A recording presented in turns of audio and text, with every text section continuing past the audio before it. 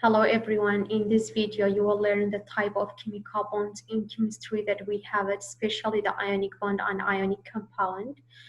If you need to pause or replay or write down some notes, please do so. And I have to remind you with understanding at first, then you can memorizing the definition and every single information that we have it inside the book or inside this video. I want to share my screen with you, dear students, which is chapter 13. And chapter 13 is about the chemical compound.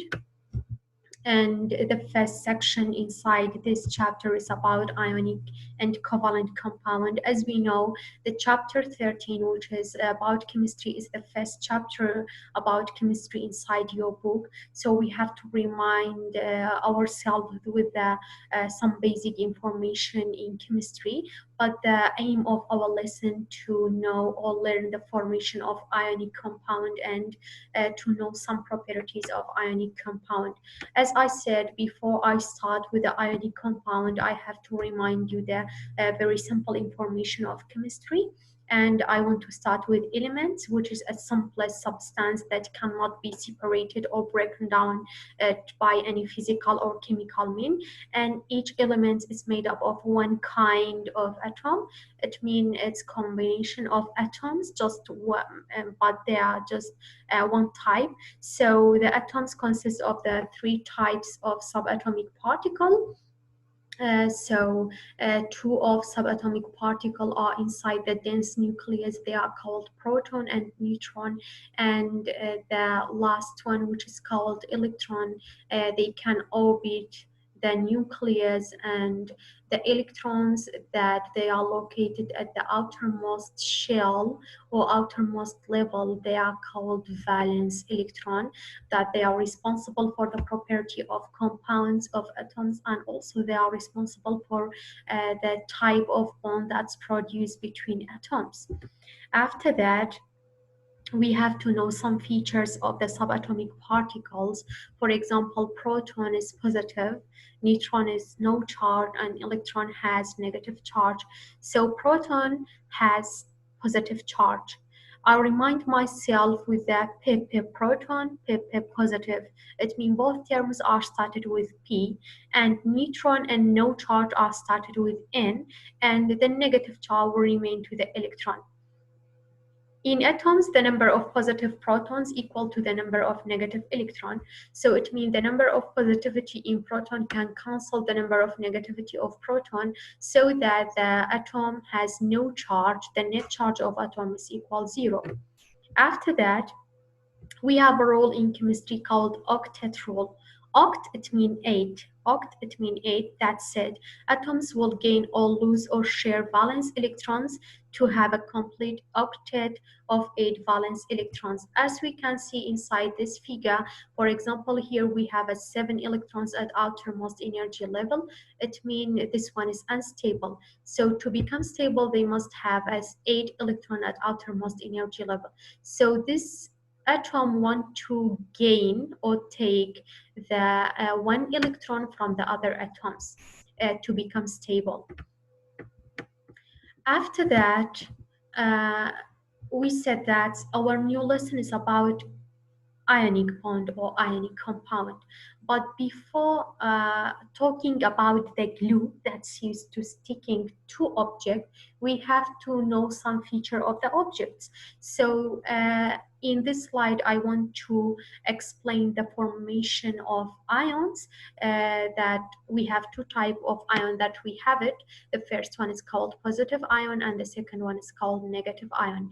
And ion is atom or group of atoms that has electrical charge, either positive or negative. We said that the atom has no charge, or the net charge of atom is equal 0. But ion, how ion For example, this atom with the incomplete outer electron shell are unstable. It needs two electrons to become stable. So atoms can obtain full outer electron shell and become stable by gaining or losing electrons. So ions have an equal number of proton and electron, and so have an overall charge. So how does an atom become positive or negative? So I want to explain this in the next two slides, but before that, please pause the video and search on Google or search inside your book, or just remind yourself with the prior knowledge to understand this question. Then replay the video and just listen to me to explaining the formation of positively charged ion or negatively charged ion. An atom that loses one or more electron forms a cation. Cation, it means positively charged ion. It means positively charged ion, like metals.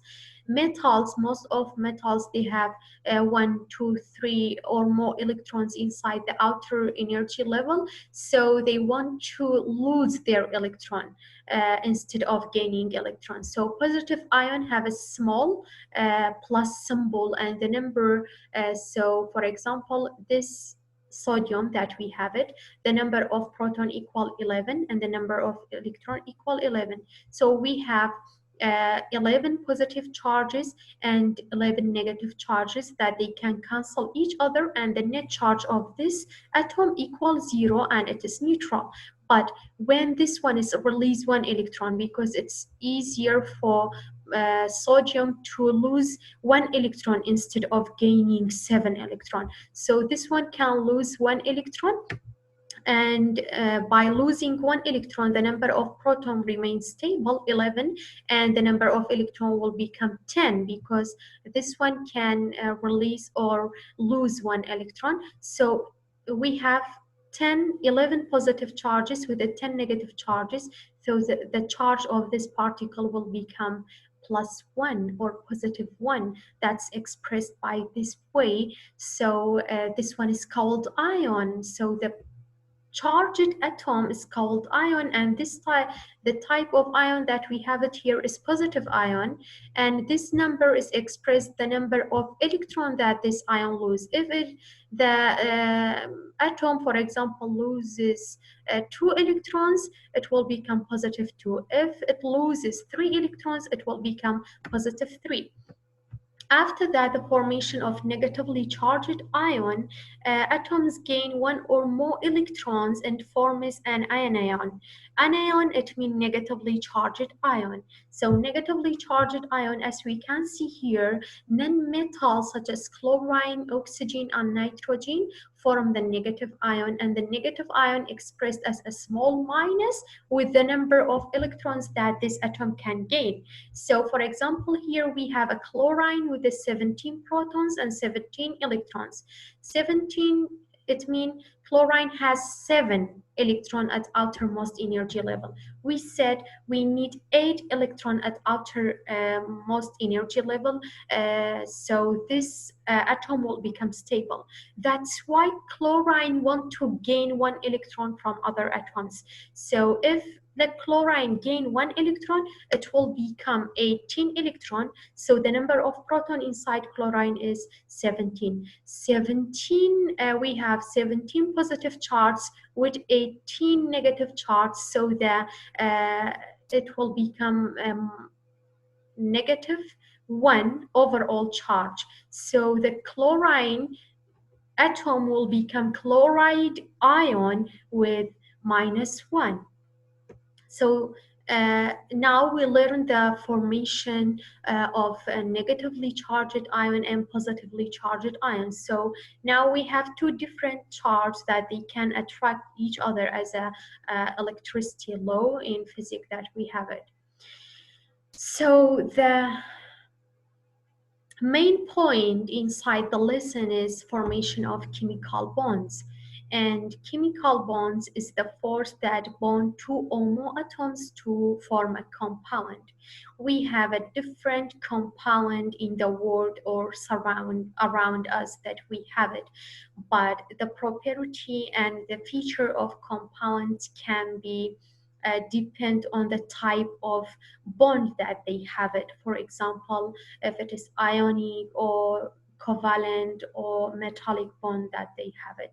So bonding can occur between valence electrons of the different substances, and we said valence electrons are electrons in the outermost energy level of an atom. But there is an important question: why bonding occur? Why the atoms they want to bond with another atom? For example, why you want to make a friendship with another one? Because you are unstable. The atoms are unstable, they have incomplete outer energy level, and by forming bonds atoms completely fill their outer energy level and become as stable, as the octet rule said. After that, we have different kind of bonds. For example, ionic bond, covalent bond, metallic bond. We have to know the most important thing here, that ionic bond is occurs between metal and non-metal. Metals can give electrons and non-metals can take electron. And covalent bond, it is occurs just between non-metals that they share their electrons, and metallic bonds they occur just between metals and shares their electrons. So just for reminding you, I put this periodic table here, that they have the blue one are metals, the pink one are metalloids, and the yellow one are non-metals. And ionic bond is occur between metals and non-metals. For example, sodium and chlorine. Sodium and chlorine. Sodium can give electron and chlorine can take electron. So sodium become positively charged ion, chlorine become negatively charged ion, so they can attract each other and produce a very strong attraction and very strong bond between them. So the strong force that hold oppositely charged particles together in an ionic compound are called ionic bonds. So this bond that's produced between sodium, which is positively charged ion, with a chloride ion, which is negatively charged ion, is called ionic bond. And this compound, sodium chloride, is called ionic compound. And ionic compounds are made up of oppositely charged ion that the metal can become a positive and non-metal become negative. So in Nishtimani exam, there is a question, they put a question like that, that metals in ionic compound are positive, negative, no charge, or all of them, something like that. So you have to choose positive, because metals inside the ionic compound will become positive and non-metals become negative. There are some properties of ionic compound, for example, of table salt or any other ionic compounds that we have it. The first one is called brittleness. So the ionic compound are solid at room temperature, and they are produce a crystal of lattice by repeating pattern three-dimensional arrangement. And the strong attractions among the positive and negative ion result in the formation of this crystal of lattice. But if you hit by hammer, it's cause the rearranging or lining up the atoms or ions inside the molecule and causing the breakup of this ionic compound. And after that, the second property that we have, it is called high melting point or high boiling point. As we can see from this figure, which is I screened from your book, that the magnesium oxide melting point is 2800 degrees Celsius, and the nickel oxide melting point is 1984 degrees Celsius. Potassium dichromate is the 398 degrees Celsius. But the best and the simplest example is table salt, that the melting point of table salt is 801 degrees Celsius. So at room temperature, table salt is solid. And if you heat it, for example, on stove, you can't break the bonds between the,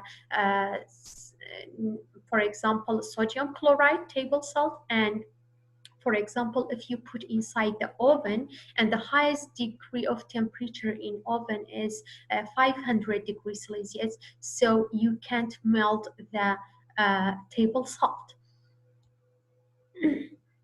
So the table salt and other ionic compounds, they have the high melting point because of this strong attraction between the both atoms, because of this strong attraction of ionic bond that's produced by oppositely charged particle, and can give this high melting point and high boiling point to the compounds.